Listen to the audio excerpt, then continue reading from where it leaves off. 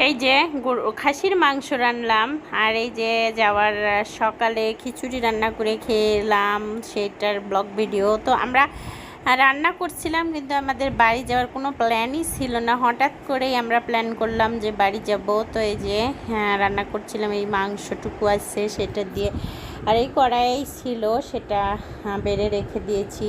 আর এইটাতেই এখন আমি চাউল দিয়ে কষাই নিব।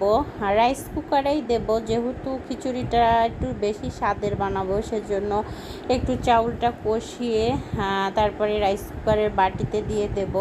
আসসালামু আলাইকুম, বিসমিল্লাহির রহমানির রহিম। আমার প্রাণপ্রিয় আপু ও ভাইয়ারা, দেশ এবং দেশের বাহির থেকে যারা যারা আমার ব্লগ ভিডিওটা দেখছেন তাদেরকে অসংখ্য ধন্যবাদ। আর যে আমি আপনাদের জন্য অনেক সুন্দর একটা ভিডিও উপস্থাপন করছি, তো আপনারা অবশ্যই দেখবেন। আর এই যে আমি খিচুড়ি রান্না করছিলাম, তো খিচুড়িতে যা যা দেওয়া লাগে সেগুলো দিলাম। আর অনেক রকমের ডাল দিয়েছি, 5-7 রকমের ডাউল, মিক্সার ডাউল দিয়ে সুন্দর করে খিচুড়ি রান্না করছিলাম। আর এরকম ঠান্ডা ঠান্ডা ওয়েদারে কিন্তু খিচুড়িটা ভালোই লাগছে মোটামুটি। আর এই যে মশলাপাতি দিয়ে কষিয়ে নিচ্ছিলাম। আর বেশ একটা মশলা দেব না, যেহেতু মাংস দিয়ে রান্না করব, তো মাংসর ঝোল, আগের দিন মাংস রান্না করা ছিল, সেই মাংসের ঝোল দিয়ে খিচুড়ি রান্না করব। আর তেলটাও হবে, আর অনেক সুন্দর লাগবে খেতে। আর একটু পানি দিয়ে কষিয়ে নিলে ঝরঝরে খিচুড়ি হবে। তো এই যে পানিটা দিয়ে দিলাম, তো এখন নাড়াচাড়া করছিলাম। তো এই যে অনেক সুন্দর কালারটাও এসেছে মাশাল্লাহ। তারপরে এদিকে যে রাইস কুকারে ঢেলে দিয়েছি। আর রাইস কুকারে দিয়ে পানি দিয়ে সুন্দর করে রাইস কুকারে উঠিয়ে দেওয়ার পরে কিছুক্ষণ পরেই রাইস কুকারে যে খিচুড়ি হয়ে গেছে, একটু জিরা গুঁড়া ছিটিয়ে দিয়ে তারপর নেড়ে চেড়ে দিয়েছিলাম আগেই অফ ক্যামেরাতে। তো এদিকে যে আমার খিচুড়ি হয়ে গেছে, তো অলরেডি কালারটাও এসেছে মাশাল্লাহ। তারপরে একটু ডিম ভাজলাম। তো ওর আব্বু আবার ডিম ছাড়া খিচুড়ি খেতেই চায় না, হাজারো মাংস থাক, তারপরে একটু ডিম ভাজলাম। আর বাচ্চাদেরও একটু ডিম ছাড়া হবে না, হ্যাঁ, যে 2টা ডিম ভেজে নিলাম এখানে। তো একটু ডিমটা ভাজছিলাম আর একটু হিসাব করেই কাটছিলাম, যে সবাই একটু একটু করে খাওয়া যাবে সেভাবেই কাটছিলাম। তো আমরা 4 জন সদস্য, আর আরাপ তো তেমন একটা খায় না, সবার প্লেটে থেকে থেকে একটু করে খেলে ওর পেট ভরে যায়।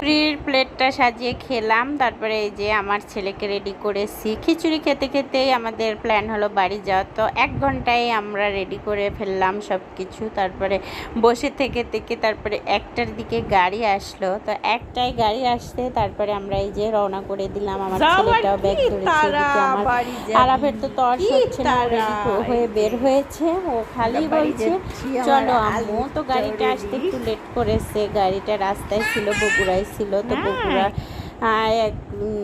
মানে ভাড়া নামিয়ে তারপরে আসছে। আর এদিকে আমার ছেলেটা কি দৌড় দিয়েছে একদম। তো ওকে নিষেধ করছিলাম, শুনছেই না। তো ওভাবে দৌড়াচ্ছে, সামনে ওর আব্বু আছে, তো সেজন্য আরও দৌড়াচ্ছে। তো এদিকে আমি আবার ধরলাম ওকে। তারপর আস্তে আস্তে এই যে আমাদের মালামাল এই রিক্সাতে আসে, তো এই যে গাড়ি চলে আসলো। তারপর ওর আব্বু উঠিয়ে দিল গাড়িতে। আস্তে আস্তে মালপত্র সব কিছু উঠিয়ে নিয়ে আমরা রওনা করলাম বাড়ির উদ্দেশ্যে। আমি বাড়ি গিয়ে কিন্তু ভিডিও এডিট করার সময় পাই নাই, খুব কাজ বেড়ে গিয়েছিল, আর আমার এরকম সময় পাওয়া হয় নাই। সেজন্য ভাবলাম বাসায় যেয়ে আমি আস্তে আস্তে ভিডিও ছাড়বো। তো বাসায় এসে এই ভিডিওগুলো ছাড়ছি। যাওয়ার আনন্দটাই অন্যরকম, হঠাৎ করেই বাড়ি যাওয়ার সেই আনন্দটা, সেই ফিলিংসটাই অন্যরকম। বাচ্চা কাচ্চা তো সেই আনন্দে মানে নাচানাচি করছে। আর এদিকে আমি মানে খুবই আনন্দিত, যেহেতু বাড়ি অনেক দিন থেকে যাওয়া হয় নাই, সেই কোরবানি ঈদ করে এসেছি। সবাই বলছিল বাড়ি এসো, তো বাড়িতে গেলাম। আর হঠাৎ করে বাড়ি যাওয়ার আনন্দ, যারা এরকমটা আনন্দ পেয়েছে তারাই কেবলই বুঝবেন। আর এই যে চতুর সাইডে পানি এসে গেছে, আস্তে আস্তে যাচ্ছিলাম আর আনন্দ করছিলাম। আর এই রাস্তাটাতে অনেক সুন্দর ভিউ, আমার কাছে খুবই ভালো লাগে, যাতে আসতে মানে খুবই ভালো লাগে। আর এই যে কলা গাছ দিয়ে কি সুন্দর সবুজ শ্যামলে ঘেরা আমাদের বাংলাদেশ, আর অনেক সুন্দর প্রকৃতির এই দেশ, আমাদের ধানের দেশ, গানের দেশ, আমাদের এই বাংলাদেশ। তো অনেক সুন্দর মুহূর্ত কাটিয়ে বাড়িতে যাচ্ছি।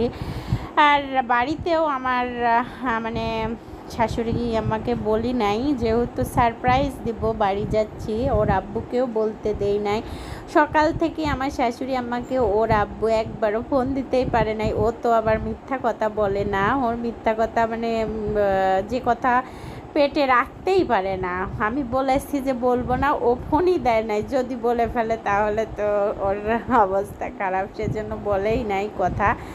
তো এদিকে এই যে কাশি কাটার দিকে চলে এসেছি, আর আকাশটাও অনেক সুন্দর আর রোদ বের হয়েছে অনেক সুন্দর। আমরা প্রায় 2:30টার দিকে বাড়িতে পৌঁছলাম। তো অনেক সুন্দর একটা ভিডিও সাজিয়েছে। এই যে আমরা এখানে কাছিকাটা যে কফি হাউস, সেখানে একটু দাঁড়ালাম। এটা 10 নম্বর ব্রিজের পাড়ে। এই যে গেট, কি সুন্দর মনোরম প্রকৃতি, অনেক সুন্দর। দোকান থেকে আমার বড় মুড়ি মাখা আনতে গেছে। তো মুড়ি মাখা খেয়ে দিয়ে আবারও আমরা চলে যাচ্ছি বাড়ির উদ্দেশ্যে। বাড়ির কাছেই এরকম মনোরম দৃশ্য, কারণ আমরা 2টার দিকে ওই যে দুপুরের খাবার খাই নাই, সেজন্য একটু মুড়ি মাখা খেলাম। বাড়ি গিয়ে রান্না করে খেতে হবে, যেহেতু শাশুড়ি আম্মাকে বলি নাই, সেজন্য একটু মুড়ি মাখানো খাওয়ালো। তো এই যে ব্রিজের পর কি সুন্দর মানে ভিউ, ভালোই লাগছিল দেখে। আর এদিকে এই যে গাড়িওয়ালা ভাইয়াটাও ভালো করে ড্রাইভ করে। এই যে মাছ ভাজলাম, আর এই যে বিড়াল, আর বিড়াল দেখছিল বিকেলের দিকে।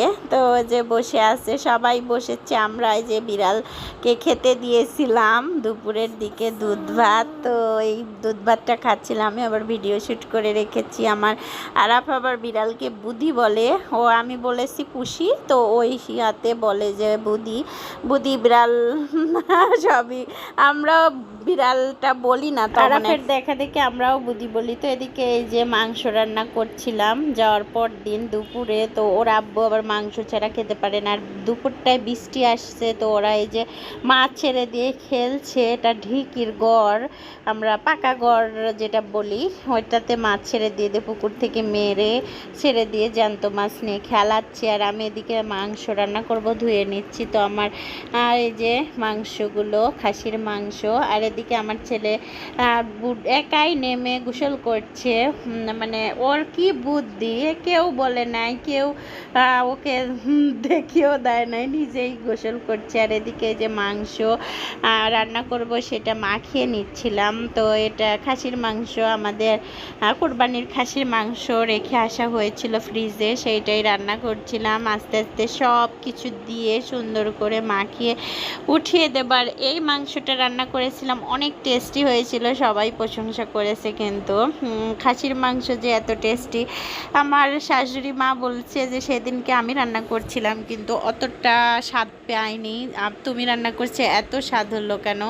তো এই যে এদিকে আরাফ যেও মানে ওইখানে খেলছে, বৃষ্টি পড়ছে মানে ঝুমঝুম করে, ওর মধ্যে ওরা দুই ভাই খেলছে। আর এদিকে আমি রান্না করছিলাম অনেক আনন্দের সাথে, বাচ্চা কাচ্চা। আর এদিকে পানি শেষ হয়ে গেছে, ভাবলাম যে এখান থেকেই পানি নেই, আর মানে টিউবওয়েল আর যাব না। এইখানে যে পানি পড়ছে, বৃষ্টির পানি দিয়ে রান্না করছিলাম।